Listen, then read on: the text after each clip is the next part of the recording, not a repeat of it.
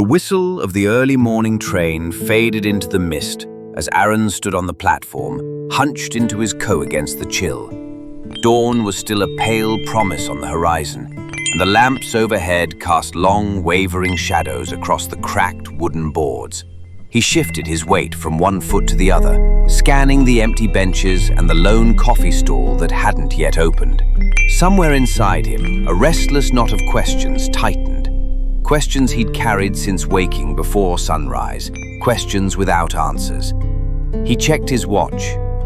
5:07 a.m. The train to Anomé Junction was due in less than 10 minutes, and if he missed it, he wouldn't get another ride until midday. He needed to be there before noon. He needed to find out why his name felt suddenly like someone else's echo. A distant footstep, light, deliberate, made him turn. On the far end of the platform, a figure emerged from the fog. A man in a dark overcoat, collar turned up, hands deep in pockets. Aaron frowned. No other travelers were scheduled at this hour. The man paused beneath a lamp, his face hidden in shadow. Aaron's heart ticked faster. Aaron Malik. The voice was soft, low, like someone speaking through layers of fabric.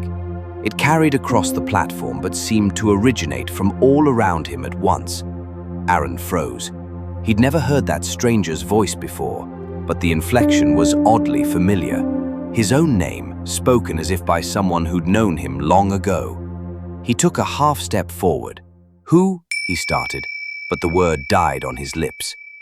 The man lifted his head, gaze still hidden, and then turned away without another sound. Aaron squared his shoulders and hurried toward where the figure had been standing. The fog curled at his ankles, and all he found was an empty stretch of platform, footprints leading nowhere.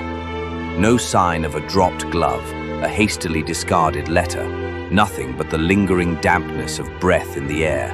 He called out, his voice echoing oddly in the quiet. "Hey, wait!"